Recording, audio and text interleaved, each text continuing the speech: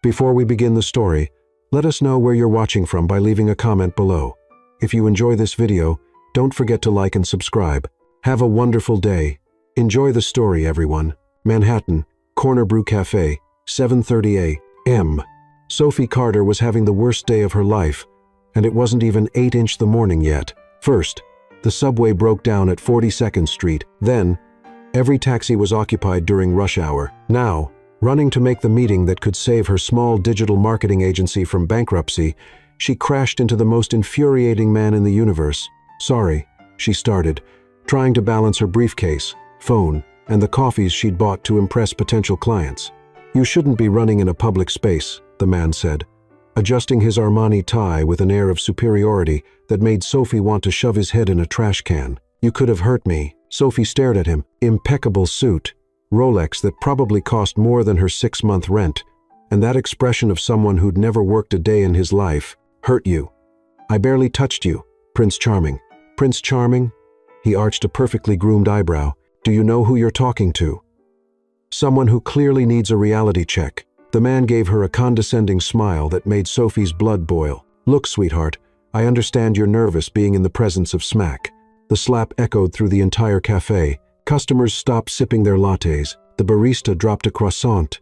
Sophie had just slapped a complete stranger across the face. "Nobody calls me sweetheart, you arrogant jerk." The man touched his face, more shocked than hurt. For the first time in his life, Nathan Sterling, heir to a luxury resort empire, man who graced Forbes covers annually, was completely speechless, and then something happened that had never happened before.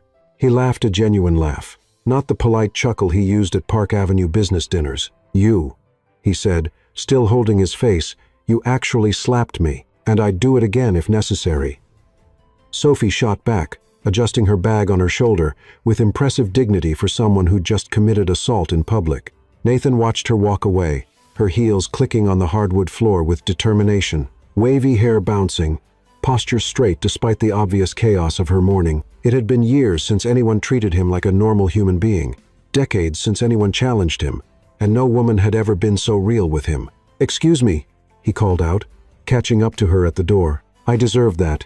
Let me buy your coffee." Sophie turned around, her brown eyes still sparking with anger. "I don't want your charity. It's not charity. It's an apology." She studied him for a long moment. Something was different in his expression now. Less arrogance, more curiosity. "Your face is red," she said, and for the first time showed something that might be a smile. "You have a strong hand. Kickboxing classes for dealing with men like you," she replied. Nathan laughed again. "Sophie Carter," she finally said, shortening her hand. "And you are?" "Nathan," he replied, shaking her hand and feeling an electric current run up his arm. "Nathan Sterling." Sophie's smile disappeared instantly. Sterling, like the resorts, exactly like the resorts. And that's when Sophie realized she had slapped the richest and probably most powerful man in New York. "Shoot," she muttered. "Language, sweetheart," Nathan said with a mischievous smile. Sophie raised her hand again, threatening another slap, and he backed away, laughing. Neither of them imagined that moment would change their lives forever. Sterling Enterprises Tower, same day, 0 p.m. Sophie sat in the marble and gold lobby of Sterling Enterprises, feeling like Alice, who'd tumbled down the wrong rabbit hole. The morning's coffee shop incident played on repeat in her mind. She'd slapped Nathan Sterling. Nathan Sterling. The man owned half of Manhattan's luxury hospitality industry. Her phone buzzed with another text from her business partner. "Please tell me you didn't actually assault our potential investor." Lila had always been the voice of reason between them. Miss Carter, a woman in an impossibly crisp Chanel suit, approached. "Mr. Sterling will see you now." The elevator ride to the 52nd floor felt like ascending to Mount Olympus. Sophie caught her reflection in the mirrored walls. Her wavy hair had given up any pretense of professionalism hours ago, and there was a coffee stain on her blazer that she'd tried to hide with a strategically placed scarf. She looked like what she was, a small business owner, barely keeping her head above water in the most expensive city in America. The elevator chimed, and the doors opened to reveal a corner office that could house her entire Brooklyn apartment. Floor-to-ceiling windows showcased Manhattan stretching endlessly below. Nathan stood with his back to her, hands clasped behind him, looking every inch the corporate prince. "You came," he said without turning around. "Did I have a choice?" Your assistant was very persuasive. He turned then, and Sophie was struck again by how unfairly handsome he was. The red mark from her slap had faded, but she could swear she saw amusement dancing in his green eyes. Please, sit. He gestured to a leather chair that probably cost more than her monthly revenue. I'm not here to grovel, if that's what you're expecting. Good. I hate groveling. Coffee? I've had enough coffee drama for one day. Thanks. Sophie remained standing, arms crossed. What do you want, Nathan? He smiled at her use of his first name, no Mr. Sterling, no deference, just his name, like he was a regular person. I have a proposition for you. I'm listening. I need a girlfriend. Sophie blinked. Come again? Not a real girlfriend. A fake one. For appearances. Nathan walked to his desk, picked up a tablet, and showed her a business magazine cover. His photo dominated the page with the headline, Manhattan's Most Eligible Bachelor. Why won't he commit? My board of directors thinks I'm irresponsible. A playboy who can't be trusted with the family legacy. They want me to prove I'm mature enough to take over as CEO when my father retires next year. So, get a real girlfriend. I don't have time for real relationships. They're complicated. Sophie laughed, a sharp sound. And fake ones aren't? We'd have clear boundaries, a contract. You attend a few events with me, meet my family, convince everyone I'm capable of commitment. In return, he slid a paper across the desk. Sophie's eyes widened at the figure. This is enough to save your agency, pay your employees for a year, and give you the financial freedom to expand into the luxury market. She looked up at him. Why me?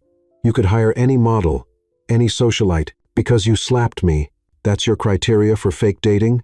Physical violence? You treated me like a normal person. Do you have any idea how rare that is? Nathan's voice carried a note of something she couldn't identify. Loneliness. Maybe everyone else either wants something from me or is intimidated by my family name. You just saw an arrogant guy who needed to be put in his place. Sophie stared at him for a long moment. You're serious? Dead serious. What would this entail? Exactly. A few dinner dates where we'll conveniently be photographed, the Metropolitan Museum Gala next weekend, meeting my family at our Hamptons house for Sunday brunch, maybe 3 months total, and you think people will believe we're together? We're from completely different worlds. Opposites attract. Besides, the best performances are built on truth. And the truth is, you intrigue me. Something in his tone made her heart skip. Nathan, look, I know it sounds crazy, but you need the money. And I need to convince my board I'm not the irresponsible heir they think I am. It's a business arrangement that benefits us both. Sophie walked to the window, looking down at the city sprawling below. From up here, her problems seemed microscopic, her struggling agency, her overdue rent, her employees who counted on her to keep their health insurance active. What happens when it ends? She asked quietly. We break up amicably. You keep the money. I get control of my company. Everyone wins. She turned back to him. And if we get caught in the lie, we won't. How can you be so confident? Nathan smiled, and for a moment, she glimpsed the man behind the corporate facade. Because you're the most authentic person I've met in years. If anyone can make this convincing, it's you. Sophie picked up the contract, scanning the terms. It was generous, almost too generous. There had to be a catch. Why do I feel like I'm making a deal with the devil? Because you probably are. His grin was absolutely wicked. So, Sophie Carter, will you be my fake girlfriend? She looked at him, really looked. Behind the confidence and designer suits, she saw the weight of family expectations, the loneliness of never knowing if people liked him for who he was or what he could give them. And maybe, just maybe, she saw someone who needed saving as much as she did. I have conditions. Name them. No touching without permission. No surprises that could embarrass me publicly. And if you ever call me sweetheart again in that condescending tone, I'll do more than slap you. Nathan laughed, extending his hand. Deal. As their hands met, Sophie couldn't shake the feeling she'd just stepped onto a roller coaster. She just hoped she could hold on for the ride. There's one more thing, Nathan said, his hand still holding hers. We start tonight. There's a charity dinner at the plaza. Black tie. Sophie's stomach dropped. Tonight, Nathan? I don't have anything to wear to a plaza charity dinner. Already handled. He pressed a business card into her palm. Bergdorf's personal shopping department. They're expecting you at 4. Everything's taken care of. You were that sure I'd say yes? I was that hopeful you would. The sincerity in his voice caught her off guard. For just a moment, the billionaire facade slipped. and she saw the man underneath, vulnerable, hopeful, maybe even a little scared. "Don't make me regret this, Sterling. I'll do my best, Carter." As Sophie left his office, contract signed and mind spinning, she wondered what she'd just gotten herself into. Behind her, Nathan watched through the floor-to-ceiling windows as she emerged onto the street, 52 floors below, a small figure navigating the Manhattan crowds. For the first time in months, he felt something he'd almost forgotten. Anticipation. Tonight, the performance would begin. The Plaza Hotel, same evening, 7 o'clock p.m. Sophie stood outside the Plaza Hotel, questioning every life choice that had led her to this moment. The midnight blue Valentino gown that Nathan's personal shopper had selected fit like it was made for her, but she felt like an actress wearing a costume for a role she didn't understand. The dress probably cost more than her rent. The shoes definitely did. Deep breaths. She murmured to herself, watching black cars drop off Manhattan's elite. It's just dinner with photographers and New York's most powerful people watching your every move. No pressure at all. You look absolutely stunning. She turned to find Nathan approaching, and her breath caught. He looked devastatingly handsome in a classic black tuxedo, but it was his smile that made her heart skip warm and genuine. Nothing like the polished charm she'd expected. "You clean up pretty well yourself," she said, accepting his offered arm and trying to ignore the way her pulse quickened at his touch. "Shall we give them a juju show?" The hotel's entrance was lined with photographers, just as Nathan had predicted. Sophie felt herself tense, but his hand covered hers reassuringly. "Just be yourself," he whispered close to her ear, his breath warm against her skin. "That's all I need." The camera flashes began, the moment they stepped out of the black town car. Sophie forced herself to smile, but it felt awkward and artificial, until Nathan leaned down and said quietly, "You have something in your hair." "I do not," she protested automatically, reaching up self-consciously. "Made you smile naturally," he said with a boyish grin, gently pretending to remove something. "Perfect." The cameras captured the moment, her genuine laughter, his tender gesture, the way they looked at each other like no one else existed. It looked exactly like two people falling in love. Inside, the ballroom was a symphony of crystal chandeliers, white orchids, and the kind of wealth that whispered rather than shouted. Sophie recognized several faces from business magazines and society pages. These people moved in circles so far above hers they might as well have been from another planet. "Mr. Sterling," a woman in enough diamonds to fund a small country glided over. "You simply must introduce me to your enchanting companion. Eleanor Whitmore. Meet Sophie Carter," Nathan said. "Sophie, Eleanor chairs the Children's Hospital Board." Sophie extended her hand graciously. "It's wonderful to meet you, Mrs. Whitmore. The work you do for children's healthcare is incredible." Eleanor's perfectly sculpted eyebrows rose slightly. "You're familiar with our organization?" "My little sister was treated at Children's Hospital when she was 7.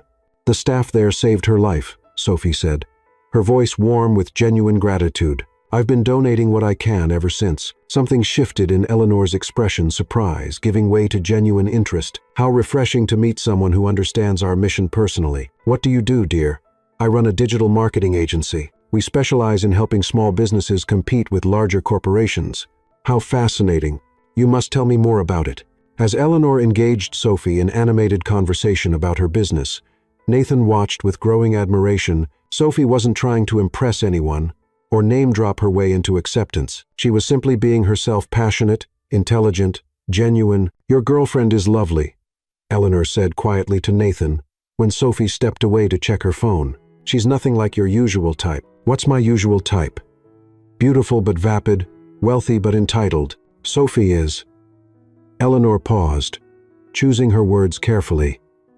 "Substantial. Don't lose this one, Nathan." Before he could respond, a commotion near the entrance caught their attention. A stunning redhead in a dress that belonged more on a red carpet than at a charity dinner swept into the ballroom, followed by her usual entourage of socialites and photographers. Nathan's entire demeanor changed, his jaw tightened, and Sophie felt him withdraw even though he hadn't moved an inch. "Ex-girlfriend?" she guessed, returning to his side. "Worse. Ex-fiancée.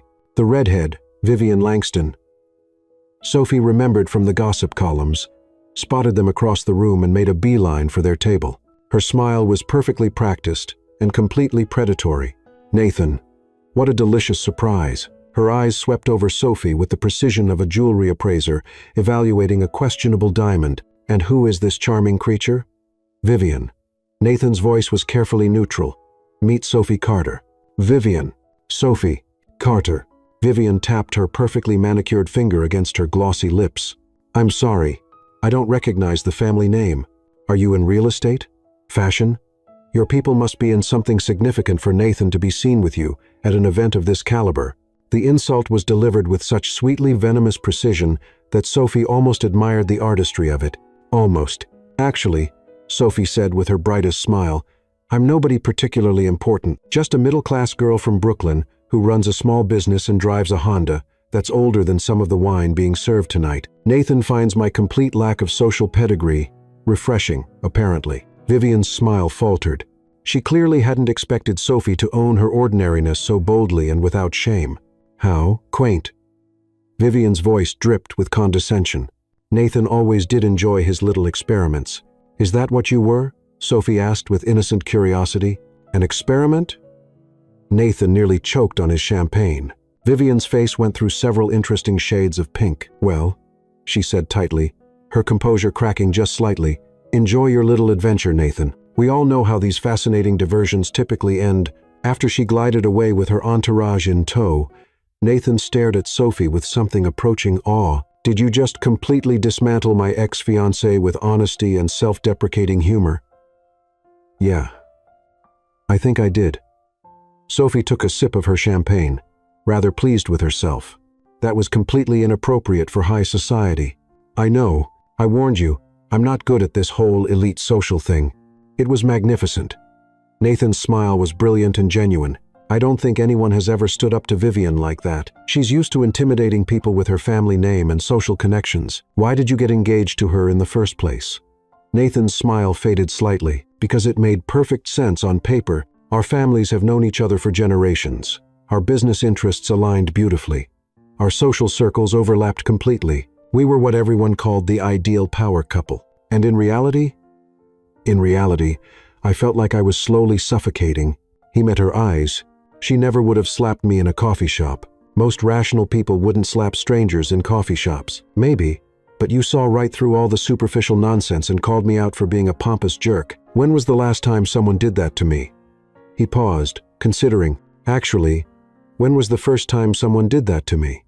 Sophie studied his face in the soft ballroom lighting. It must be lonely. Having everyone treat you like you're untouchable. You have no idea. The orchestra began playing, and couples moved toward the dance floor. Nathan stood and offered his hand. Care to dance, Miss Carter? I should probably warn you. I learned to dance at my cousin's quinceañera, not cotillion. Even better. As they moved onto the dance floor, Sophie was surprised by how naturally she fit into Nathan's arms. He was an excellent dancer, leading her through the waltz with easy confidence. You're full of surprises, she said as he spun her gracefully. So are you? Eleanor Whitmore doesn't give her approval lightly. She genuinely likes you. She's easier to talk to than your ex-fiancé. Most people are. Nathan's hand tightened slightly on her waist. Can I ask you something? Shoot. Your sister, the one who was treated at Children's Hospital, is she okay now? Sophie's expression softened. She's perfect. Studying pre-med at Columbia, actually wants to be a pediatric surgeon because of her experience there. She says someone saved her life when she was 7, so now she wants to spend her life returning the favor. Nathan was quiet for a moment, and when he spoke, his voice was unusually thoughtful. That's beautiful. She's pretty amazing. Sophie looked up at him. Why do you ask? Just trying to understand what makes you tick. You're not like anyone I've ever met. Is that good or bad?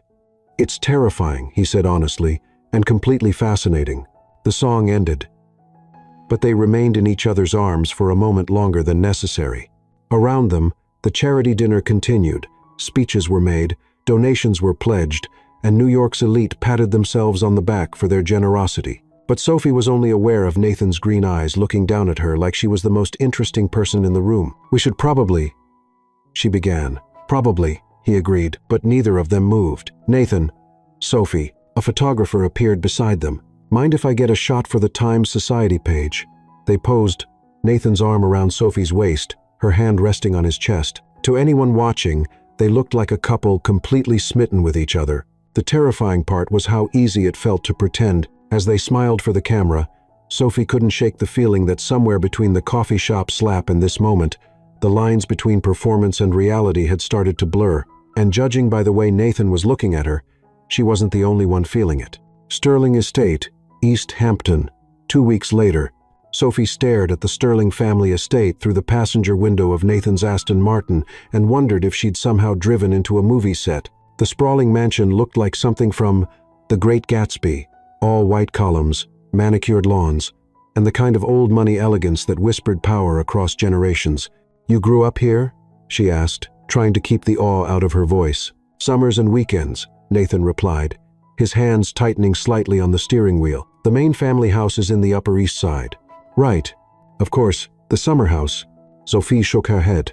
"I grew up in a 2-bedroom apartment in Brooklyn. Our idea of a summer house was opening the fire escape window." Nathan glanced at her, and she caught something vulnerable in his expression. "Were you happy growing up in Brooklyn?" The question surprised her. "Yeah.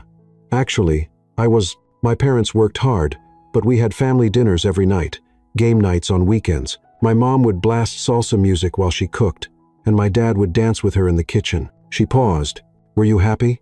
Nathan was quiet for a long moment. "I don't think I knew what happy was supposed to feel like. I knew successful, accomplished, appropriate, but happy." He shrugged. That wasn't really the point. Sophie felt something tighten in her chest. Before she could respond, the front door of the mansion opened, and a woman who could only be Nathan's mother emerged. Margaret Sterling was exactly what Sophie had expected. Perfectly coiffed blonde hair, pearl necklace, and an expression that could cut glass at 50 paces. "Showtime," Nathan murmured, getting out to open Sophie's door. "Remember," Sophie whispered as he helped her out, "I'm your girlfriend who makes you laugh and brings out your human side." "Right. And you're the woman who sees past the money to the devastatingly charming man beneath. Let's not oversell it." Nathan's laugh was genuine, and Sophie felt some of her nervousness ease. They could do this. It was just a performance. "Nathan, darling." Margaret Sterling's voice carried the kind of cultured authority that suggested she'd been chairing charity committees since birth. She offered her cheek for a kiss, her eyes already assessing Sophie with surgical precision. "Mother, I'd like you to meet Sophie Carter." "Sophie, this is my mother, Margaret Sterling." "Mrs. Sterling, it's such a pleasure to meet you." Sophie extended her hand with a warm smile. "Thank you so much for including me in your family brunch." Margaret's handshake was brief and cool. How refreshing. Nathan so rarely brings anyone to meet the family. Her tone suggested this wasn't necessarily a good thing. "You must be very special." "I certainly think so," Nathan said, his arm sliding around Sophie's waist with practiced ease. "Sophie runs her own digital marketing company. She's brilliant." "How industrious." Margaret's smile was polite but didn't reach her eyes. "And your family? Are they also in business?" Sophie felt the weight of the question, the subtle probe into her social standing, her worthiness to be in their world.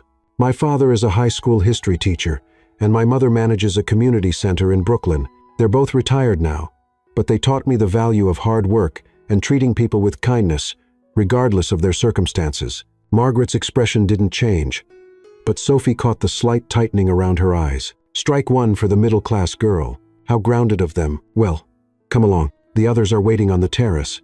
As they walked through the mansion, Sophie tried not to gawk at the artwork that probably belonged in museums and the furniture that was definitely older than her entire family line. Nathan's hand found hers, squeezing gently. "You're doing great," he whispered.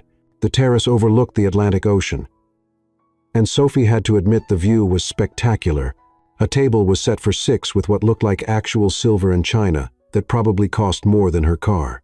"Nathan," a booming voice called out, and a man who was clearly Nathan's father approached with a golf club still in hand.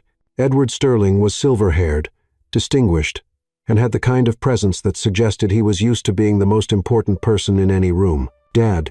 Nathan's posture straightened slightly. "This is Sophie Carter." "Sophie, my father, Edward Sterling." Edward's handshake was firm, his assessment quick but thorough. "Carter. Can't say I'm familiar with the name. What business is your family in?"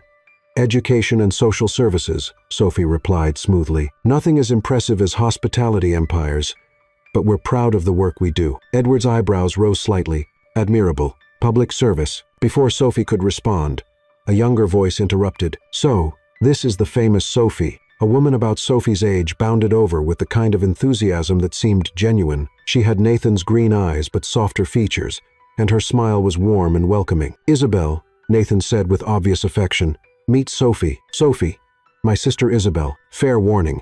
She's the family interrogator. Only because I actually care about your happiness, Isabel said, giving Sophie a quick but thorough hug. Unlike some people who shall remain nameless, but are currently glaring at us from across the terrace, Sophie followed Isabel's glance to see a tall, impeccably dressed man watching them with obvious displeasure. That would be my charming brother-in-law, William Prescott, Nathan said quietly. Isabel's husband and, unfortunately, the Sterling Hotel's chief financial officer. He doesn't look happy to see me, Sophie observed. He's not happy to see anyone who might interfere with his succession plans, Isabel said with a roll of her eyes. He's been campaigning to be the next CEO since he married into the family. Isabel. Margaret's voice carried a warning tone. Perhaps we could save the family politics for after brunch. Of course, Mother wouldn't want to make our guest uncomfortable with reality. As they settled around the table, Sophie found herself seated between Nathan and Isabel, with Margaret and Edward across from them and William at the head of the table like he was already running the company. So, Sophie, William began, cutting into his eggs Benedict with precision. Nathan tells us, you run some sort of internet business? Digital marketing? Sophie corrected politely. We help small and medium-sized businesses compete in the online marketplace. How quaint. William's tone suggested he found it anything but. And how exactly did you two meet? Sophie and Nathan exchanged a quick glance. They'd prepared for this question. At a coffee shop in Manhattan, Nathan said. Sophie literally knocked me off my feet. More like knocked some sense into you, Sophie added with a grin, and Nathan laughed. It was the most honest conversation I'd had in years, Nathan continued, his hand finding Sophie's on the table. She treated me like a regular person, not a bank account with legs. Margaret's lips pursed slightly. How refreshing it really was, Isabel said enthusiastically.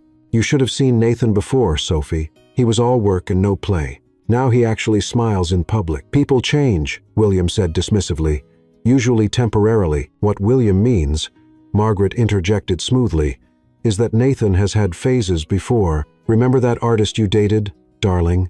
What was her name? The one who wanted to paint murals in the hotel lobbies.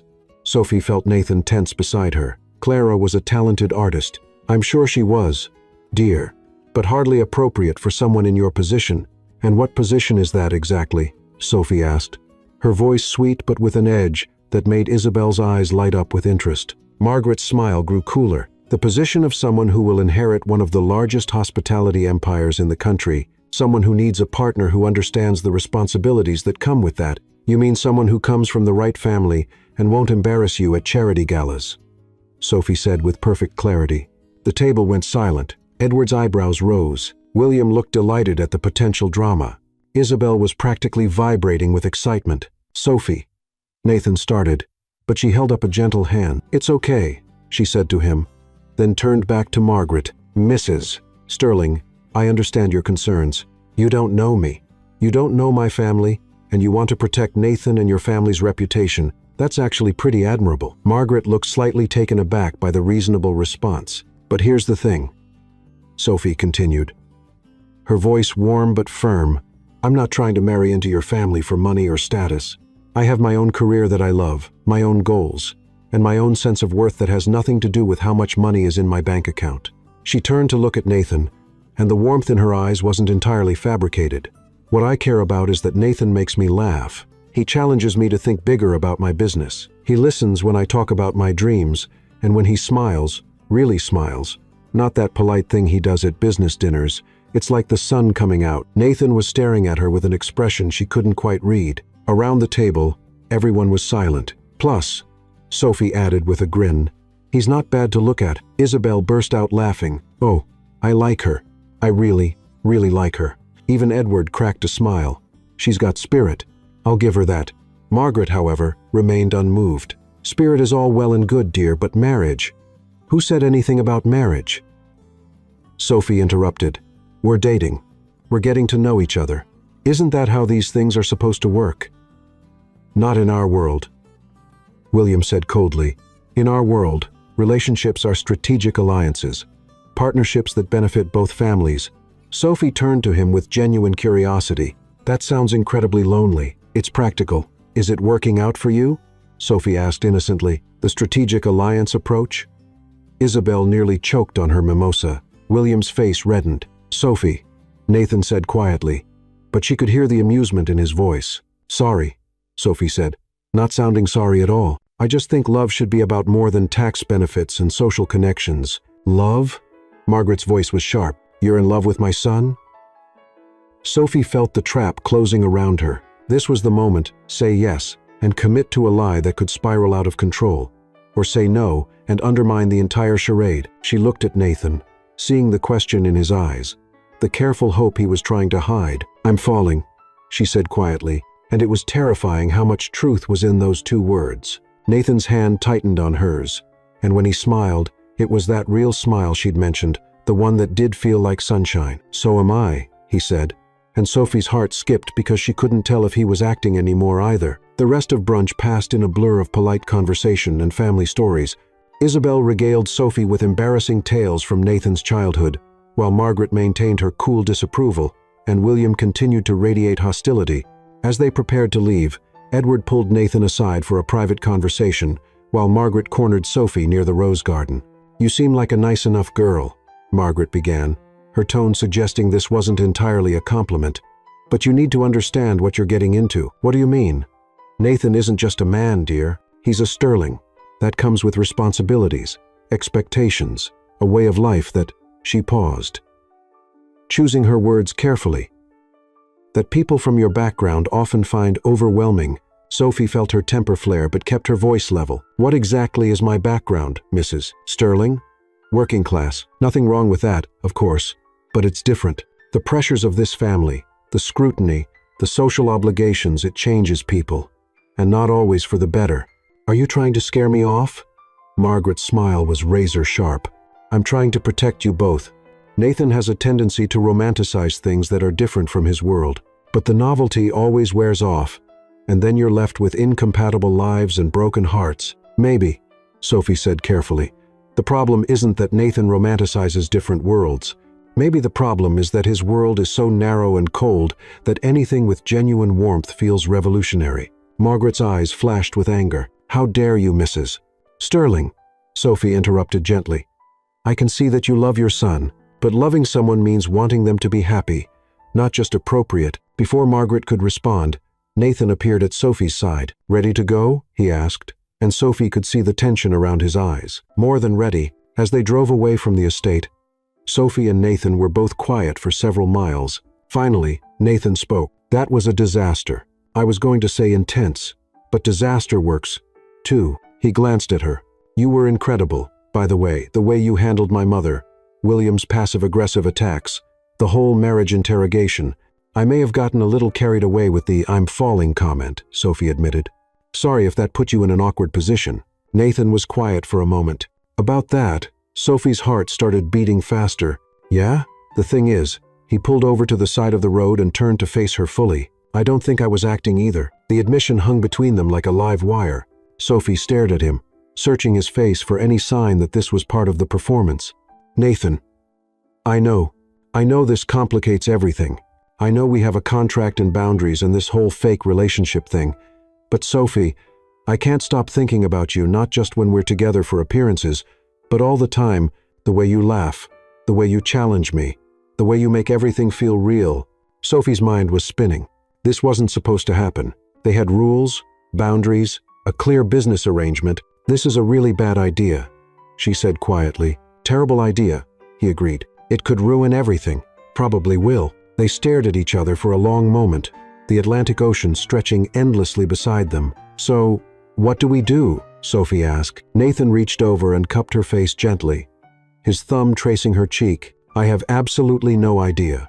And then he kissed her. It wasn't a performance kiss or a photo op kiss. It was soft and tentative and full of questions. Neither of them knew how to answer. Sophie felt herself melting into it, her hands fisting in his shirt as all her carefully constructed walls came tumbling down. When they finally broke apart, both of them were breathing hard. "That was—" Sophie began.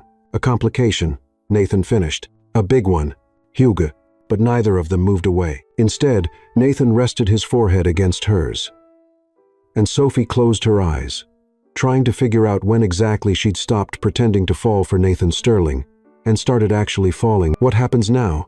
she whispered. "I don't know," Nathan admitted, "but I'm tired of pretending that what I feel for you is fake." Sophie opened her eyes and looked at him.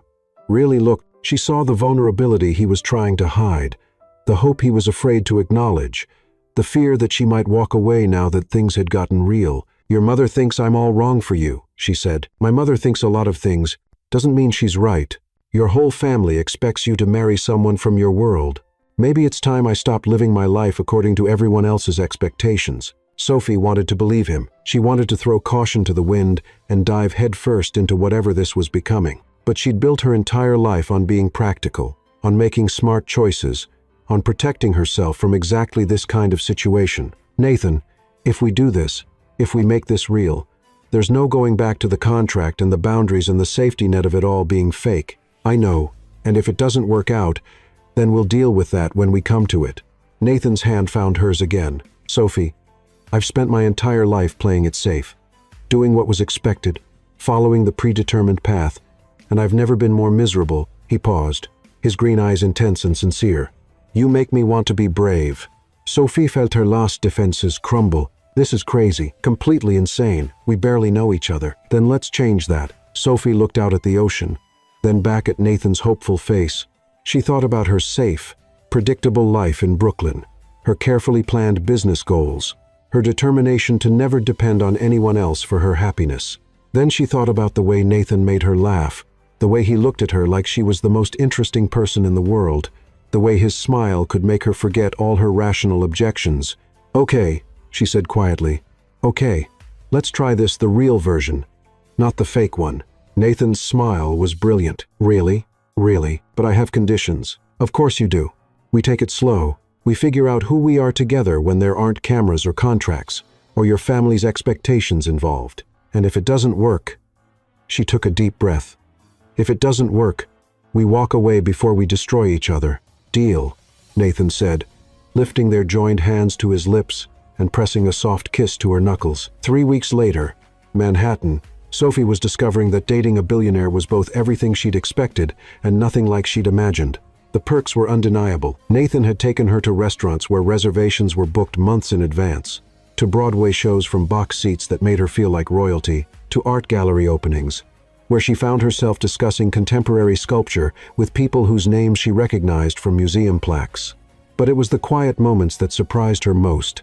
Nathan showing up at her tiny Brooklyn apartment with takeout from her favorite Thai place, perfectly content to eat on her thrift store couch while she explained her latest marketing campaign. The way he listened, really listened, when she talked about her dreams of expanding her business, how he'd started asking her opinion on everything from his company's new sustainability initiatives to what tie he should wear to board meetings. "You're different with her." Isabel had told him over lunch the previous week when Sophie had excused herself to take a business call. "Lighter, more you." Nathan had known exactly what his sister meant around Sophie. He didn't feel the constant weight of being the sterling heir. He felt like Nathan. Just Nathan. And it was intoxicating, which made what happened on that Tuesday morning in October so much more devastating. Sophie was in her office reviewing quarterly projections with her business partner Lila when her assistant knocked on the door. "Sophie, there are some people here to see you. They say it's about Nathan Sterling." Sophie's stomach dropped. She'd been dreading this moment when their relationship became public enough to attract the wrong kind of attention. 2 people entered her small conference room, a sharp-dressed woman with a briefcase, and a man with a camera who definitely wasn't from any society magazine. "Miss Carter," the woman began, settling into a chair without being invited. "I'm Lauren Kim from the Manhattan District Attorney's Office. This is Detective Sanchez from the NYPD Financial Crimes Unit." Lila's eyes went wide. Sophie felt the room start to spin. "I'm sorry. What is this about?" "We're investigating allegations of financial fraud involving Sterling Hotels and several of their subsidiary companies," Detective Sanchez said. Pulling out a notepad, "Your name has come up in connection with our investigation." "That's impossible. I don't have any business dealings with Sterling Hotels, but you do have a personal relationship with Nathan Sterling," Lauren Kim said, consulting her file. "And you recently received a substantial payment from a Sterling family trust, nearly $500,000. Sophie's mouth went dry. The contract payment, of course, it had come from a family trust. She should have realized that would leave a paper trail, That was for consulting work. Consulting work? Detective Sanchez looked skeptical. What kind of consulting work does a small digital marketing firm do for a billion-dollar hospitality empire? Sophie's mind raced. She couldn't tell them about the fake relationship contract without exposing Nathan to embarrassment and potentially worse legal complications, but she also couldn't come up with a convincing lie on the spot. I helped with their digital marketing strategy for $500,000. Lauren Kim's eyebrows rose. That's quite a generous fee for marketing advice, Miss Carter. Detective Sanchez leaned forward. We have evidence suggesting that several payments like yours were made to individuals in Mr. Sterling's social circle around the same time that large sums were being moved out of company accounts. We need to understand the nature of your relationship with Mr. Sterling and exactly what services you provided in exchange for that payment. Sophie felt sick. Am I being accused of something? Not at this time, Lauren Kim said carefully, but we would appreciate your cooperation in our investigation, and we'd advise you not to discuss this conversation with Mr. Sterling until we've had a chance to interview him separately. After they left, Sophie sat in her empty conference room, staring at the wall and trying to process what had just happened. Lila finally broke the silence. Sophie, what the heck was that about? What payment were they talking about? Sophie closed her eyes. She'd never told Lila the real reason she'd suddenly been able to make payroll for the next year. Her best friend and business partner thought Sophie had landed a huge new client. It's complicated. Complicated how, Sophie? The NYPD just asked you about financial fraud. That's not complicated. That's terrifying. Before Sophie could respond, her phone buzzed with a text from Nathan. Can't wait to see you tonight. Dinner ot. Sophie stared at the message, remembering Detective Sanchez's warning not to discuss the investigation with Nathan. How was she supposed to sit across from him at dinner and pretend everything was normal? Her phone rang. Nathan's name appeared on the screen. Hey, she answered, trying to keep her voice steady. Hey, yourself. You sound weird. Everything okay? Yeah. Just a busy day. Listen, about tonight. Please don't cancel, Nathan interrupted. I have something I want to talk to you about. Something important. Sophie's heart sank even further. Nathan, it's good news, I promise. Well, I hope you'll think it's good news. Just don't cancel, okay? After she hung up, Sophie put her head in her hands. Whatever Nathan wanted to discuss, she had a sinking feeling it was going to make everything infinitely more complicated. Meanwhile, across town at Sterling Hotel's headquarters, Nathan was having the best day he'd had in years. Right up until his father summoned him to the executive floor, he just finished presenting his new hospitality innovation proposal to the board, a plan to convert several of their older properties into eco-friendly boutique hotels that would appeal to younger, environmentally conscious travelers. The presentation had gone better than he'd hoped, with even the most conservative board members expressing cautious optimism. More importantly, he'd felt confident and passionate in a way he hadn't in years. Sophie's influence, he knew, she'd helped him find his voice, encouraged him to think beyond the traditional Sterling approach. He was already planning how to tell her about the success over dinner when his father's assistant intercepted him in the hallway. Your father needs to see you immediately, she said, her expression unreadable. Conference room A. Nathan found his father standing at the floor-to-ceiling windows, his back to the door. Edward Sterling's posture was rigid, and Nathan immediately knew something was wrong. Dad, you wanted to see me? Edward turned around, and Nathan was shocked by the anger in his father's face. Sit down, Nathan. I'd rather stand. I said sit down. Nathan had heard that tone exactly 3 times in his life when he'd crashed his first car at 16, when he'd been caught cheating on his SATs, and when he'd announced he was dropping out of Harvard Business School to study hospitality in Switzerland. Each time, it had preceded a conversation that had fundamentally changed the trajectory of his life. We have a problem, Edward began, placing a manila folder on the conference table. A significant problem that threatens everything we've built. Nathan opened the folder and felt his world tilt on its axis. FBI financial investigation documents, subpoenas, bank records, and in the middle of it all, a highlighted transaction, a payment of $450,000 to Sophie Carter Consulting. Dad, I can explain. Can you? Edward's voice was ice cold. Can you explain why, during a federal investigation into potential money laundering and tax evasion, my son made a $500,000 payment to his girlfriend's company? Can you explain how that looks to investigators who are already questioning our family's financial practices? Nathan's mind raced. It's not what it looks like. Then what is it, Nathan? Because from where I'm sitting, it looks like you used company funds to pay your girlfriend. And now we're all under federal investigation. I didn't use company funds. I used my personal trust. Your personal trust that's funded by company profits. Edward slammed his hand on the table. Everything is connected, Nathan. Every dollar that goes through our family accounts is scrutinized when we're under investigation. Nathan felt sick. He'd never considered that the payment to Sophie could be traced back to company funds, could implicate the entire family business in wrongdoing. What kind of investigation are we talking about? Edward pulled out another document. Money laundering, tax evasion, potential fraud. Someone tipped off the FBI that we've been moving large sums of money through shell companies and paying out suspicious consulting fees to individuals with no apparent business relationship to our company. But Sophie does have a business relationship with us now. She's been helping with digital marketing strategies for $500,000. Edward's laugh was bitter. Nathan, she runs a small firm in Brooklyn. Her biggest client before you was probably a local restaurant. No one is going to believe we paid her $500,000 for marketing advice. Nathan realized the trap they'd walked into. In trying to make the payment look legitimate, they'd made it look even more suspicious. Who tipped off the FBI? Edward's expression darkened. We have our suspicions. Before Nathan could ask what that meant, the conference room door opened, and William Prescott walked in, looking perfectly composed and faintly satisfied. William, Edward said, I've just been explaining the situation to Nathan. Unfortunate business, William said, settling into a chair. I've been reviewing our options with the legal team. Nathan looked between his father and brother-in-law, a cold suspicion growing in his chest. What options? The FBI wants to interview everyone involved, Edward said. Family members, employees, anyone who received significant payments in the last 6 months, including Sophie, William added helpfully. Nathan's blood ran cold. You're going to drag Sophie into this? She's already in it, Edward said harshly. The moment you decided to use family money to pay your girlfriend, you made her part of this investigation. She didn't do anything wrong. Maybe not, William said smoothly. But the optics are terrible. The heir to a hotel empire paying large sums to his girlfriend right before a federal investigation. It looks like either corruption or money laundering. Nathan stared at William, pieces clicking into place. You did this. I'm sorry. You tipped off the FBI. You've been looking for a way to discredit me. And you found it. William's expression didn't change, but Nathan caught a flash of something that might have been satisfaction. That's a serious accusation, Nathan.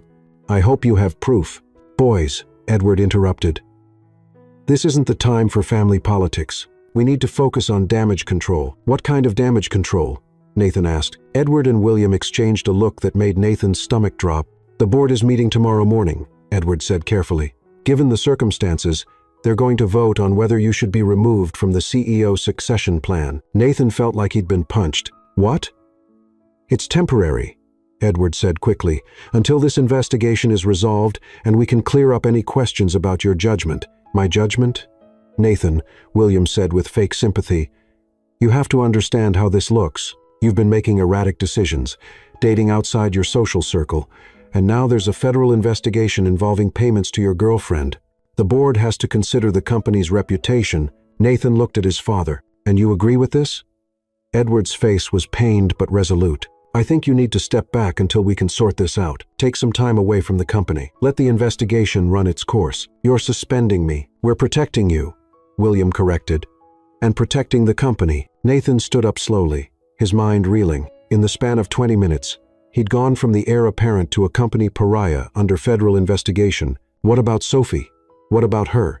Edward asked. She is going to be questioned by the FBI because of a payment I made to her. Her business, her reputation, everything could be destroyed because of me. That's unfortunate, William said. But it's out of our hands now. Nathan looked at his brother-in-law with new understanding. This wasn't just about removing him from the succession plan. This was about destroying his relationship with Sophie, isolating him from anyone who made him happy, ensuring he came back to the family business grateful and compliant. You magnificent snake, Nathan said quietly. William smiled. I don't know what you mean. Yes, you do. Nathan turned to his father. Dad, you're being played. William orchestrated this whole thing. Nathan. Edward's voice held a warning. You're upset.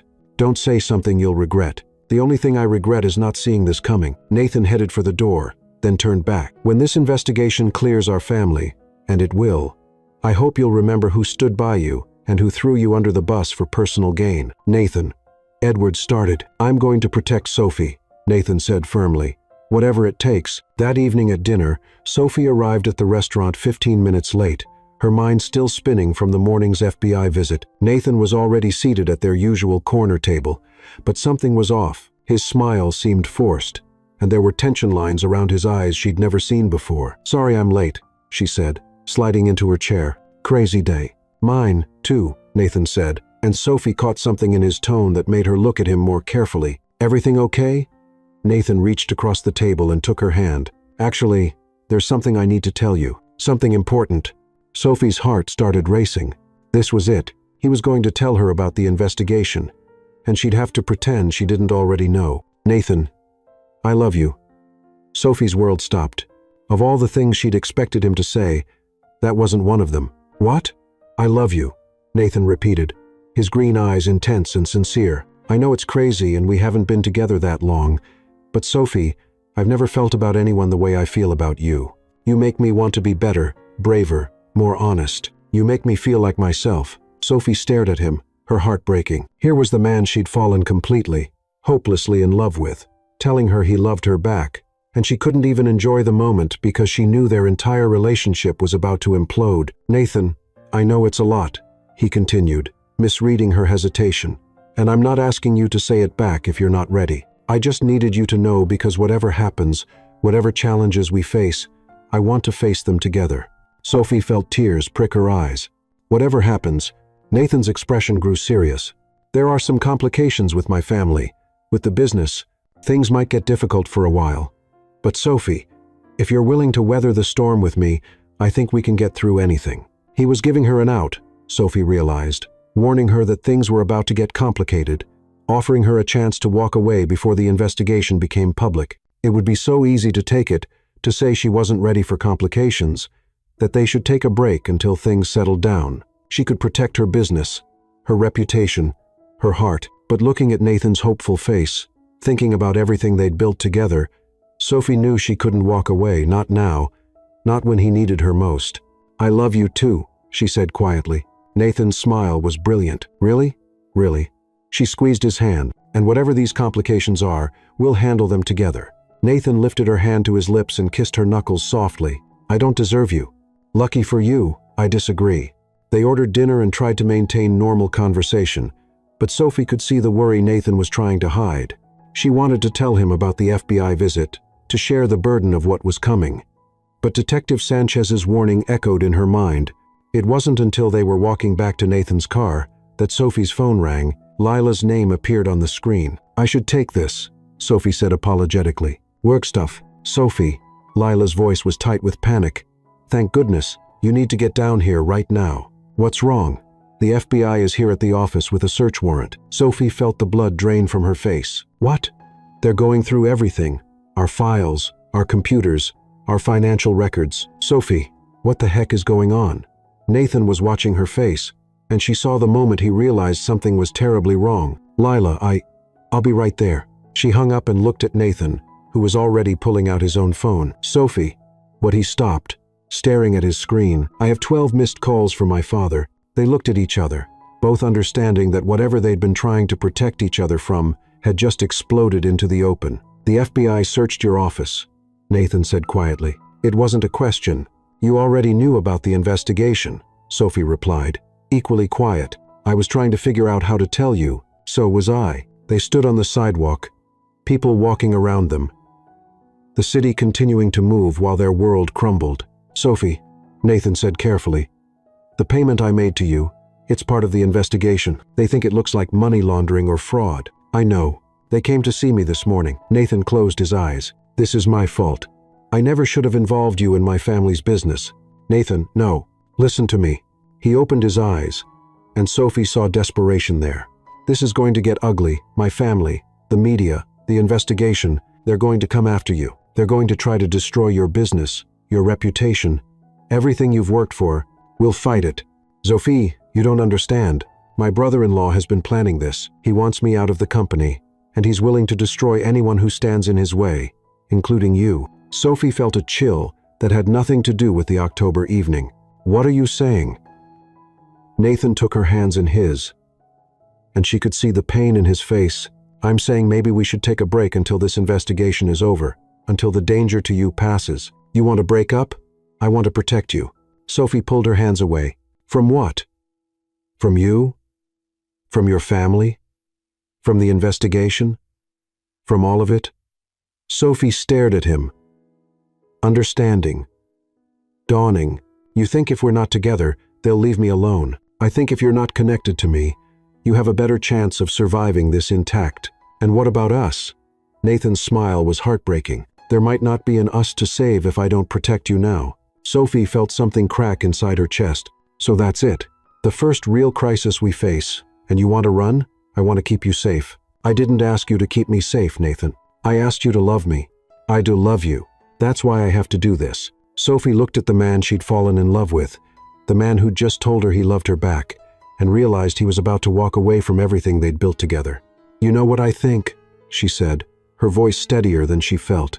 I think you're scared, not of the investigation, not of your brother-in-law, but of fighting for something that matters, of choosing love over the easy path. Nathan flinched. That's not fair, isn't it?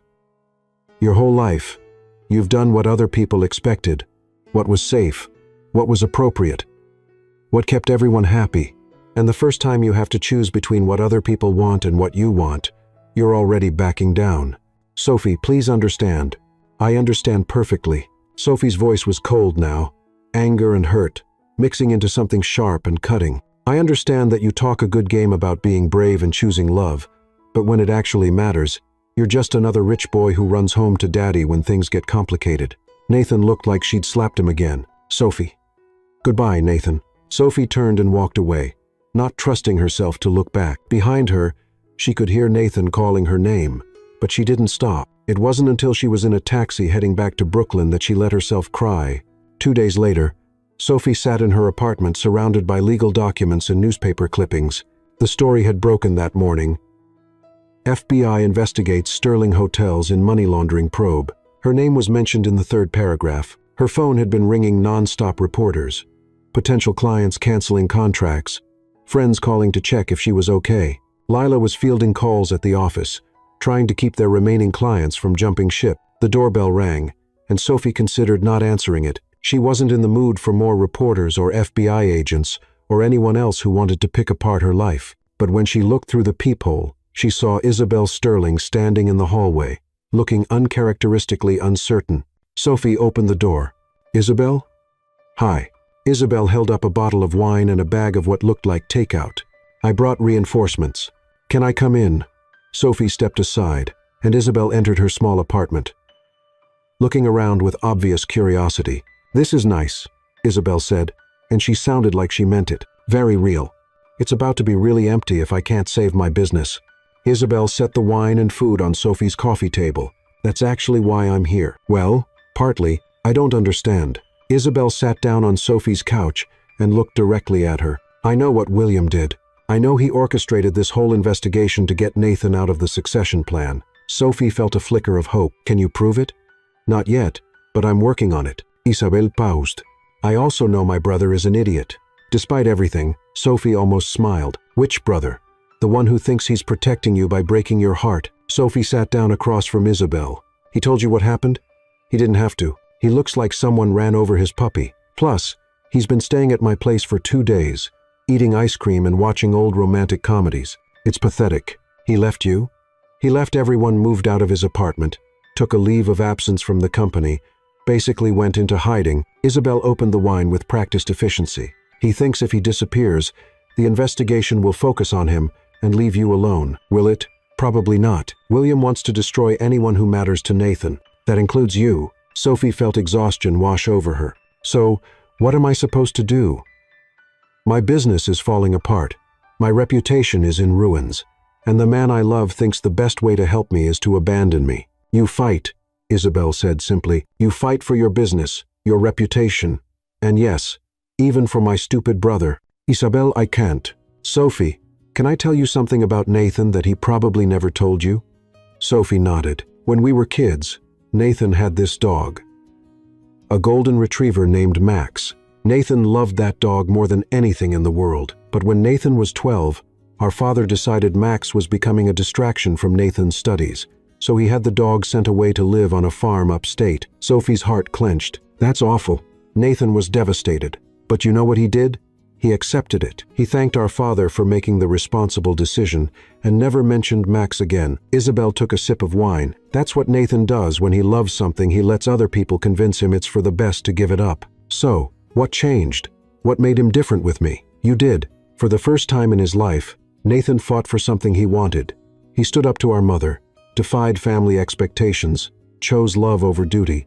Isabel leaned forward, but now he's scared. Scared that loving you will destroy you the way staying in our family destroyed him. Sophie was quiet for a long moment. What if he's right? What if being with him will destroy me? What if it won't? Isabel countered. What if fighting for each other makes you both stronger? Sophie looked around her apartment at the legal documents, the canceled contracts, the evidence of her life falling apart. I don't know how to fight this, Isabel. I'm not built for corporate warfare and family politics and federal investigations. Maybe not, Isabel said with a smile that reminded Sophie strongly of Nathan. But you're built for love, and sometimes that's the most powerful weapon of all. Sophie stared at her, feeling something shift inside her chest. Maybe Isabel was right. Maybe running away wasn't the answer. Maybe it was time to fight.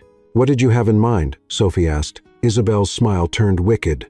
How do you feel about a little corporate espionage? 10 days later, multiple locations across Manhattan. Sophie had never imagined herself as the kind of person who would break into a corporate office at midnight. But then again, 3 weeks ago, she'd never imagined herself falling in love with a billionaire or being investigated by the FBI either. Life, she was learning, had a way of pushing you into roles you never auditioned for. Are you sure about this? Lila whispered from beside her as they crouched in the stairwell of the Sterling Hotel's headquarters building. Because if we get caught, I was helping my best friend commit corporate espionage to save her relationship, is not going to look good on my resume. We're not committing corporate espionage, Sophie whispered back, adjusting the strap of her laptop bag. We're conducting an independent investigation into potential fraud. Isabel gave us the access codes. Isabel is Nathan's sister. This feels like a family conspiracy. It is a family conspiracy, came Isabel's voice from the comm device in Sophie's ear. She was coordinating from her apartment, hacking into security cameras and guiding them through the building remotely. And we're the good guys. Now stop talking and move. You have a narrow window before the night security guard does his next round. Sophie and Lila made their way up to the 28th floor, where William Prescott's corner office overlooked the Hudson River. According to Isabel, William had been sloppy in covering his tracks, overconfident that his plan to frame Nathan would work without scrutiny. His computer should be unlocked. Isabel's voice crackled through the earpiece. He never logs out because he thinks he's untouchable. Look for anything with Meridian Holdings or Coastal Development Partners in the file name. Sophie slipped behind William's massive desk, her fingers flying across his keyboard. The irony wasn't lost on her that she was using her digital marketing skills to expose corporate fraud. Lila kept watch by the door, her phone ready to alert them if anyone approached. Found something, Sophie murmured. A folder labeled Project Reset, with dozens of financial documents. Download everything, Isabel instructed. And Sophie, look for anything referencing FBI contacts or whistleblower communications. As Sophie copied files to her encrypted drive, she scanned through the documents. What she found made her blood run cold. William hadn't just tipped off the FBI about suspicious payments from Sterling hotels. He'd been orchestrating a systematic embezzlement scheme for years, using shell companies and fake consulting contracts to siphon money from the family business. The payment to Sophie wasn't suspicious because it was fraud. It was suspicious because it was legitimate, and it broke the pattern of all the actual fraudulent payments William had been making to his own network of fake companies. Lila, Sophie whispered urgently. He's been stealing from them for years, millions of dollars. That's nice, but can we discuss it somewhere that isn't a felony to be in? Sophie was about to agree when she found a folder that made her heart stop. Nathan's succession removal. Inside were detailed plans for destroying Nathan's reputation, including communications with FBI contacts, planted stories for gossip columnists, and a comprehensive strategy for isolating Nathan from anyone who might support him.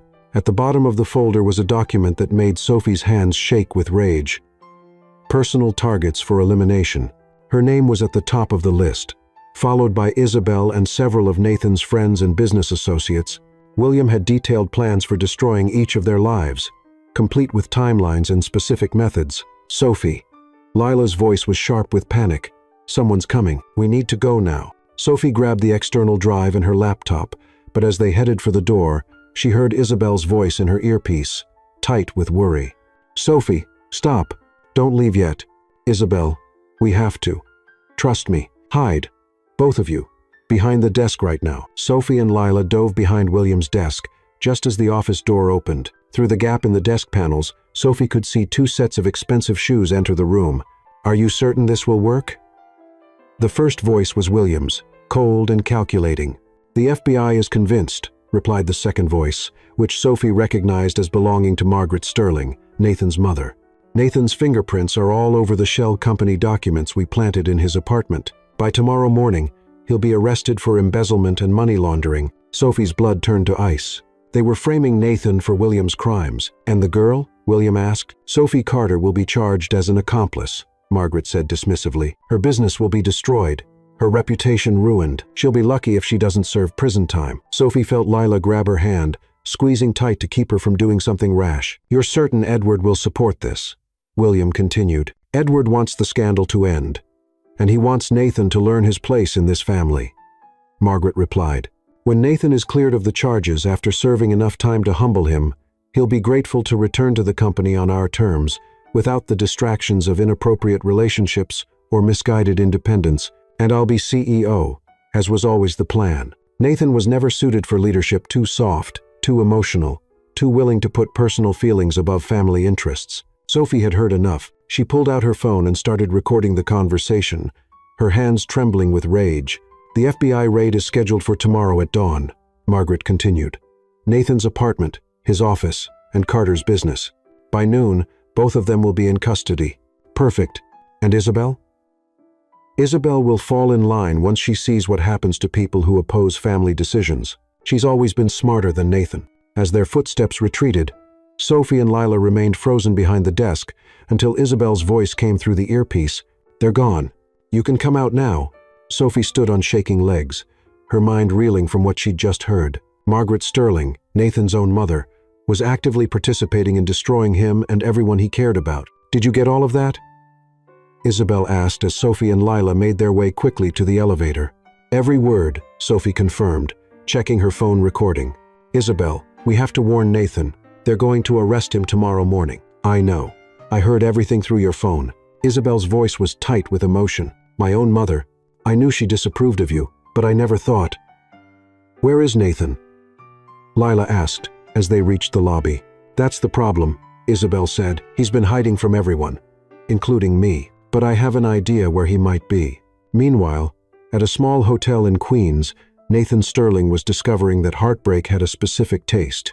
Bitter coffee at 2:00 a.m., cold pizza for breakfast, and the metallic flavor of regret that coated everything he tried to eat. He'd been hiding in a modest hotel in Queens for over a week, paying cash and using a fake name to avoid being found by his family, the FBI, or the press, more importantly, to avoid being found by Sophie. Every day, he told himself he'd made the right choice. Every day, he picked up his phone to call her and forced himself to put it down. He'd seen the news coverage of the investigation spreading to her business, read the articles questioning her integrity, watched from afar as his decision to love her destroyed everything she'd worked for. This was why people like him didn't fall in love with people like her. This was why his family had rules, expectations, boundaries. This was why he should have stuck to dating women from his own world, who understood the cost of being involved with the Sterling name. But even as he told himself these things, Nathan couldn't stop thinking about Sophie's laugh. The way she challenged him to be better. The look in her eyes when she'd told him she loved him. He couldn't stop wondering if he'd made the biggest mistake of his life by walking away. His phone rang, jarring him from his thoughts. Isabel's name appeared on the screen. I told you I'm not coming home, he said without preamble. Nathan, shut up and listen to me. You're in danger. Réel danger. Something in his sister's voice made Nathan sit up straighter. What are you talking about? William and Mother have been working together. They framed you for William's embezzlement scheme. The FBI is going to arrest you tomorrow morning. Nathan felt the room spin. That's impossible. It's not only possible, it's happening. They planted evidence in your apartment. Nathan, financial documents linking you to shell companies that William created to steal money from the family business. But I know you never. Sophie and I know you never. But the FBI doesn't know that, and they have what looks like solid evidence that you've been embezzling millions of dollars. Nathan ran his hands through his hair, trying to process what Isabel was telling him. Sophie knows about this? Sophie is the one who figured it out. She and Lila broke into William's office tonight and found everything: his real financial records, his plans to destroy you, his communications with the FBI. Sophie broke into William's office. Nathan couldn't hide the admiration in his voice. Turns out your girlfriend is a lot tougher than you gave her credit for. She's been fighting for you even after you abandoned her like an idiot. Nathan closed his eyes. Guilt and love and regret washing over him in equal measure. Isabel, I was trying to protect her. You were trying to protect yourself from having to fight for something that mattered, just like you've done your whole life. The accusation hit like a physical blow. That's not, it is fair, and you know it. Nathan, do you remember when Father sent Max away? Nathan's throat tightened at the mention of his childhood dog. What does that have to do with anything? You let them convince you it was for the best. You didn't fight. You didn't argue. You just accepted that loving something meant losing it, and you've been doing the same thing ever since. Max was a dog. Isabel, this is Sophie's life, her future, and she's willing to fight for it. She's willing to fight for you, for your relationship, for the truth. But you ran away because fighting is scary and losing is possible. And it's easier to give up than risk failure.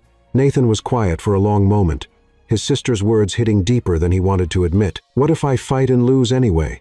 What if loving her really does destroy her? Then at least she'll know you thought she was worth fighting for. Before Nathan could respond, he heard voices in the hotel hallway outside his room. Loud voices, official voices, the kind that meant authority and trouble. Isabel, he whispered urgently. I think someone's here. What do you mean someone's here? The voices were getting closer, and Nathan could make out words now. Room 237, warrant. Sterling, the FBI. They found me. Nathan, listen to me very carefully. Isabel's voice was sharp with urgency. Do not let them arrest you tonight.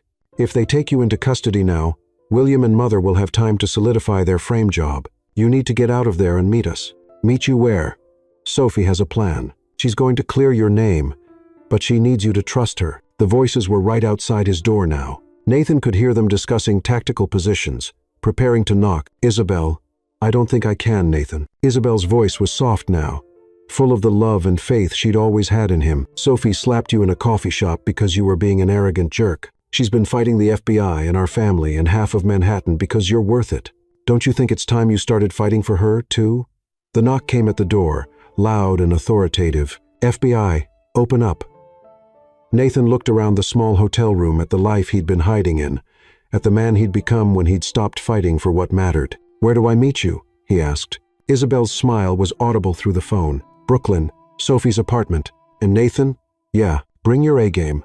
We're about to take on the family business. Nathan grabbed his jacket and headed for the window, grateful that Queens hotels weren't built for security. As he climbed down the fire escape, he could hear the FBI agents breaking down his door. For the first time in weeks, he was running toward something instead of away from it. 3 hours later, Sophie's apartment in Brooklyn. Sophie had never seen her small apartment, so crowded with people planning what was essentially a corporate coup. Isabel sat at her kitchen table, surrounded by laptops and legal documents. Lila was on the couch with her own computer, coordinating with several of their freelance tech contractors who specialized in digital forensics. And pacing by the window, looking like he'd rather be anywhere else, was Michael Lee, Sophie's ex-boyfriend from college, who happened to be an investigative journalist for the Wall Street Journal. I still can't believe you called Michael, Lila muttered, not looking up from her screen. We need someone with media connections who can get this story out fast, Sophie replied, checking her phone for the 100th time. And Michael owes me a favor. He owes you more than a favor, Isabel said with interest. What exactly did you do for him? She wrote his senior thesis. Lila said helpfully, the one that got him hired at the Journal. I helped him research it, Sophie corrected. And right now, that connection might save Nathan's life. Michael stopped pacing and turned to face the room. Okay, let me make sure I understand this correctly. You want me to publish a story accusing one of New York's most prominent families of fraud, embezzlement, and framing their own son based on evidence obtained through breaking and entering. When you put it like that, it sounds bad, Isabel said. It sounds insane, Michael countered. It sounds like career suicide. It sounds like the kind of story that gets you sued into oblivion by people who have more lawyers than I have brain cells. Sophie looked at Michael, seeing the conflict in his face. He wanted the story, it was huge, the kind that could make his career, but he was scared, and she understood that everyone in this room was risking something enormous. Michael, she said quietly, what if I can give you something even better than accusations?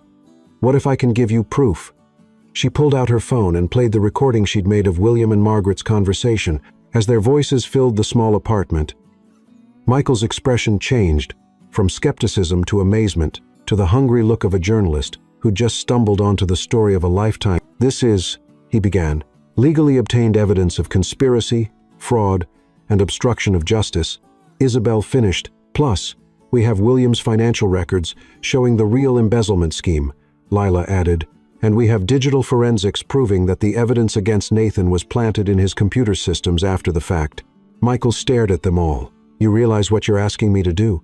This isn't just exposing corporate fraud. This is taking down one of the most powerful families in New York. Part of that family, Sophie corrected, the part that's trying to destroy an innocent man, the part that's been stealing from their own company for years, Isabel added, the part that's willing to send people to prison to cover their tracks, Lila concluded.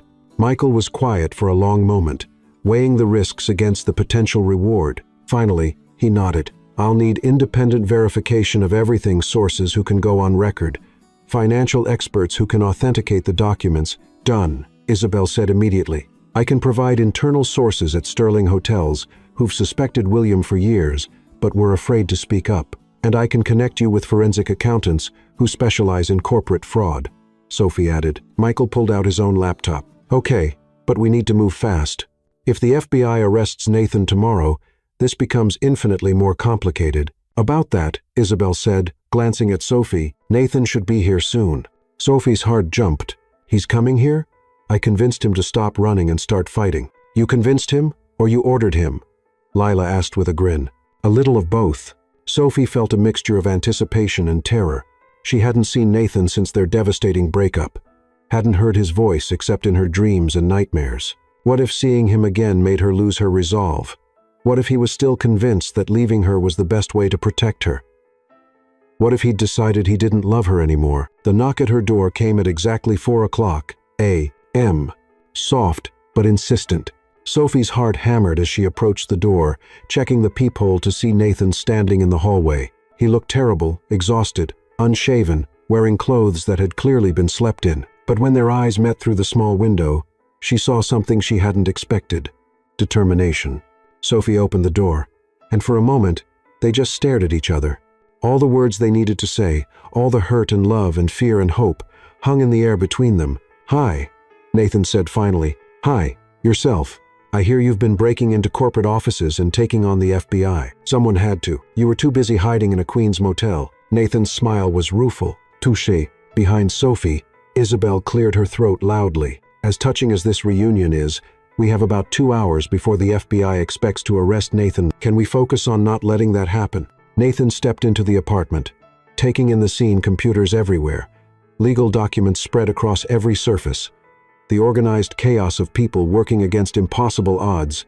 Isabel filled me in on what you found, he said to Sophie. You risked everything to clear my name. I risked everything to find the truth, Sophie corrected. Clearing your name was just a side benefit. Sophie. Nathan's voice was soft, full of things he couldn't say in a room full of people. Later, she said firmly, right now, we have work to do. For the next hour, they worked with focused intensity. Michael crafted his article while Isabel provided insider information, and Lila handled the technical aspects of document verification. Nathan, meanwhile, contacted family allies who might be willing to support them when the story broke. I've got 3 board members who will go on record about their suspicions regarding William, Nathan reported. And my father's longtime assistant is willing to testify about Margaret's involvement in company financial decisions. That's good, Michael said, typing furiously. But I need more. I need someone who can speak to the family dynamics. Someone who can explain why Margaret would turn against her own son. Sophie and Nathan exchanged a look. They both knew who could provide that insight. but neither wanted to suggest it. Eleanor Whitmore, Isabel said quietly. She's known our family for 30 years, serves on multiple boards with Mother, and she genuinely likes Sophie. The woman from the charity dinner? Sophie asked. Would she really go against your mother publicly? Eleanor has her own sense of honor, Nathan said thoughtfully, and she despises corruption in any form. If we can prove to her what's really happening, I'll call her, Isabel said, reaching for her phone. Isabel, it's 4:30 in the morning. Eleanor gets up at 5 o'clock to swim laps in her pool. She'll be awake. As Isabel made the call, Sophie found herself standing next to Nathan by the window, watching the sun begin to rise over Brooklyn. The proximity felt both natural and electric, like standing next to a live wire that could either light up her world or burn it down. Sophie, Nathan said quietly, after this is over, we need to talk. Do we? I owe you an apology. A massive, groveling, possibly humiliating apology. Sophie looked at him sideways. Possibly humiliating? I'm hoping you'll take pity on me before it gets to that point. Despite everything, Sophie found herself smiling. We'll see. Isabel hung up the phone with a triumphant expression. Eleanor is in. She's already suspected something was wrong with the family finances, and she's been wondering why Margaret was so determined to sabotage Nathan's relationship with you. She'll meet with Michael in 2 hours. Perfect, Michael said. I can have the story filed by noon. But there's one more thing we need to consider. What's that? Nathan asked. The FBI raid. Even if my story comes out today, they're still going to arrest you this morning based on the evidence they have. We need a way to delay that until the truth comes out. Sophie had been thinking about this problem all night. What if Nathan turns himself in? Everyone stared at her. That's your plan? Leela asked. Voluntary imprisonment?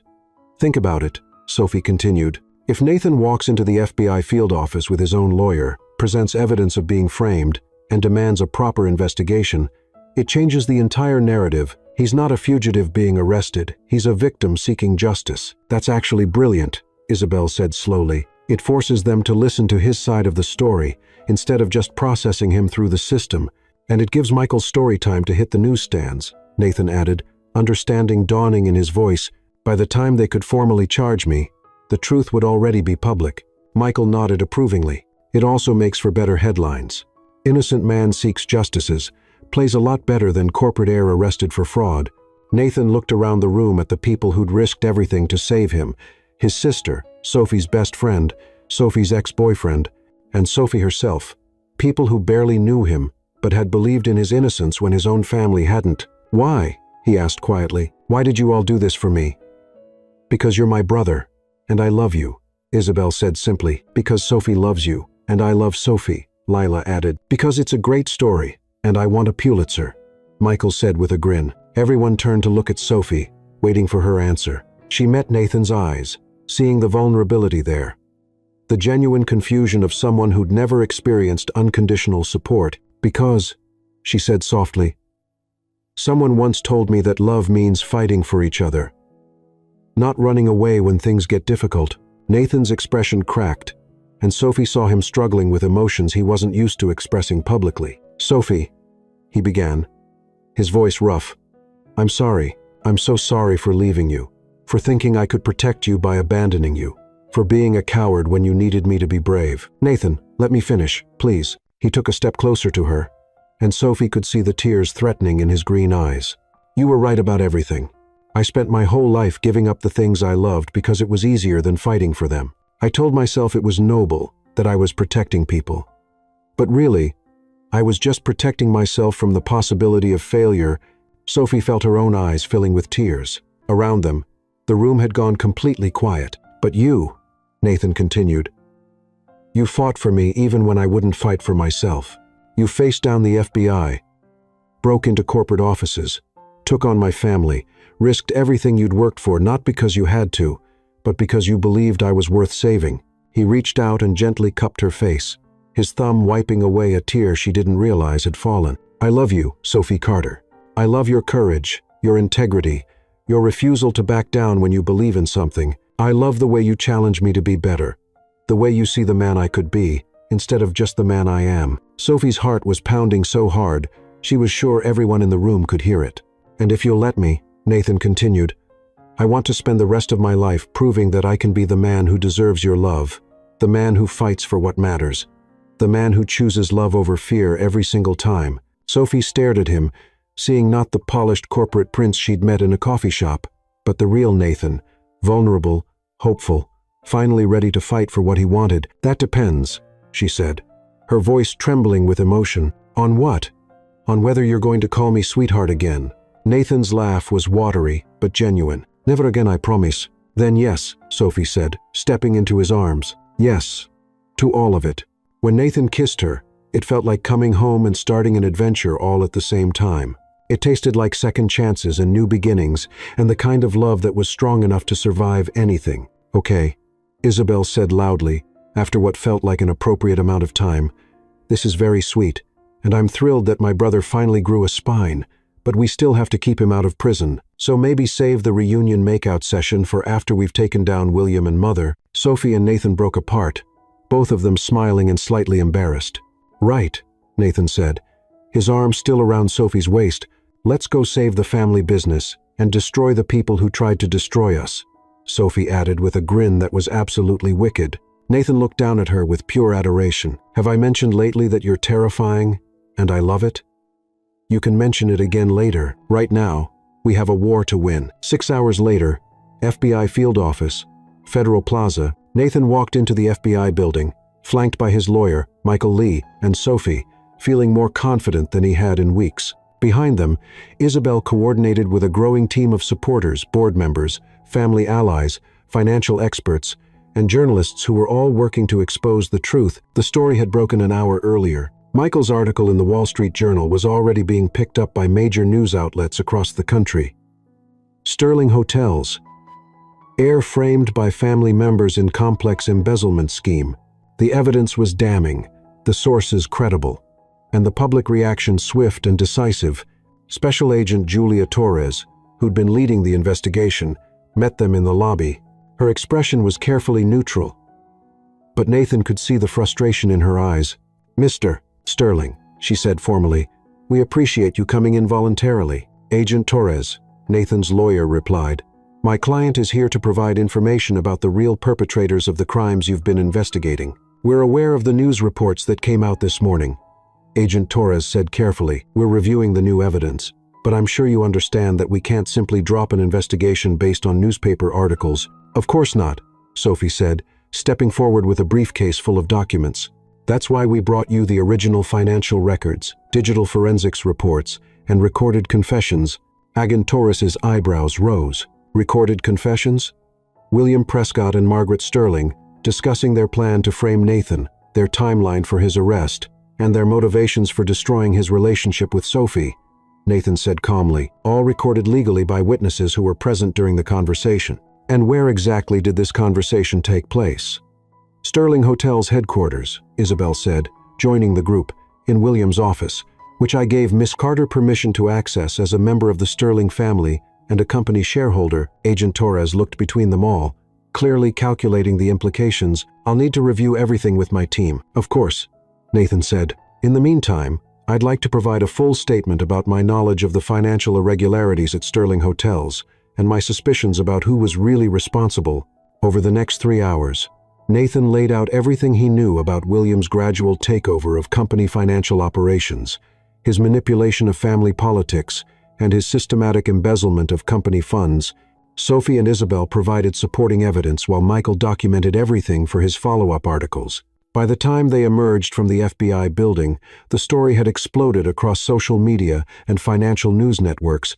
William Prescott had been arrested at his Hamptons house. Margaret Sterling was being questioned by federal agents, and the board of directors had called an emergency meeting to address the crisis. "So, what happens now?" Sophie asked as they stood on the steps of the federal building, surrounded by reporters and photographers. "Now," Nathan said, taking her hand in front of all the cameras, "we go home and plan our future. What about Sterling Hotels? The company will survive stronger than the people who tried to destroy it." Nathan looked down at her with a smile that was pure joy, "just like we are." Sophie stood on her tiptoes and kissed him right there in front of the FBI building and half the media in New York.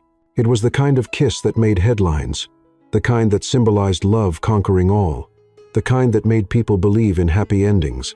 When they finally broke apart, Sophie grinned up at him. "So, what do we do for our second date?" Nathan laughed. the sound rich and free and full of possibilities.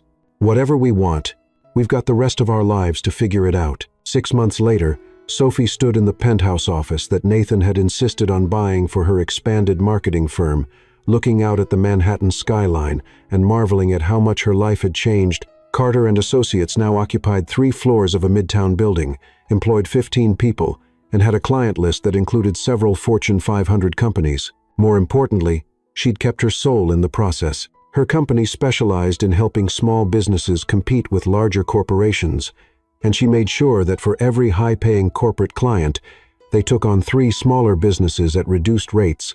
Knock, knock. Nathan's voice came from the doorway. Is the CEO of Manhattan's fastest-growing marketing firm available for lunch? Sophie turned around, her heart still skipping at the sight of him. Nathan had taken over as CEO of Sterling Hotels after his father's retirement, and the change in him was remarkable. He was confident without being arrogant, decisive without being ruthless, and he'd implemented changes that made the company more ethical and employee-focused than it had ever been. That depends, Sophie said, walking over to kiss him. Hello, is the CEO of one of America's most respected hotel chains buying? Always, Nathan said, pulling her close. How's your day been? Crazy. Good crazy, but crazy. Lila's handling the Johnson account presentation. Michael called about his book deal, and Isabel wants to know if we're free for dinner tomorrow night. What's Isabel up to now? She's launching her new nonprofit for financial literacy education. Apparently, our little corporate takedown inspired her to help other people recognize and fight financial fraud. Nathan grinned. My sister, the social justice warrior, who would have thought? Everyone except you, apparently. They had lunch at a small cafe in Brooklyn's Sophie's Choice because she insisted they stay connected to the real world outside their increasingly successful professional lives. As they walked back to the subway, Nathan stopped suddenly. Sophie, can I ask you something? Always. Nathan reached into his jacket pocket and pulled out a small blue box that made Sophie's heart stop completely. 6 months ago, you slapped me in a coffee shop for being an arrogant jerk. That's not a question, Sophie said weakly, staring at the box. You challenged me to be better, braver, more honest. You fought for me when I was too scared to fight for myself. You saved my life, my family's company, and my relationship with my sister. Nathan dropped to one knee right there on the sidewalk in Brooklyn as pedestrians walked around them. Street vendors hawked their wares, and the city continued its chaotic dance around them. Sophie Carter, you make me want to be the man I never thought I could be. You make me believe in love that's stronger than fear, partnership that's stronger than pride, and a future that's brighter than anything I ever imagined. Sophie was crying now, not caring that people were stopping to watch, that someone was probably taking pictures, that this moment would probably end up in tomorrow's society pages. Will you marry me? Nathan asked, opening the box to reveal the most beautiful ring Sophie had ever seen. Will you let me spend the rest of my life proving that I'm worthy of the woman who saw through all my defenses and loved me anyway? Sophie looked down at the man who'd gone from her biggest mistake to her greatest love, who'd learned to fight for what mattered, who'd chosen her over everything his family had planned for him. Yes, she said, pulling him to his feet and kissing him as the small crowd that had gathered burst into applause. Yes, to all of it. But I have one condition. Anything. The next time you call me sweetheart in that condescending tone, I'm allowed to slap you again. Nathan's laugh was brilliant and joyous, and full of promise. Deal. But just so we're clear, I'm never giving you a reason to slap me again. We'll see about that, Sterling. Is that a threat? Future misses? Sterling, it's a promise. As they kissed again, surrounded by the chaos and energy of the city they both loved, Sophie couldn't help but think that sometimes the best love stories started with a slap and ended with forever, and sometimes, if you were very lucky, the man who annoyed you most in a coffee shop turned out to be the man you wanted to spend your life annoying right back. That, she thought, as Nathan spun her around while tourists took pictures and Isabel called to congratulate them and Lila demanded details, was exactly the kind of ridiculous, improbable, absolutely perfect love story she never would have believed in until it became her own. The end,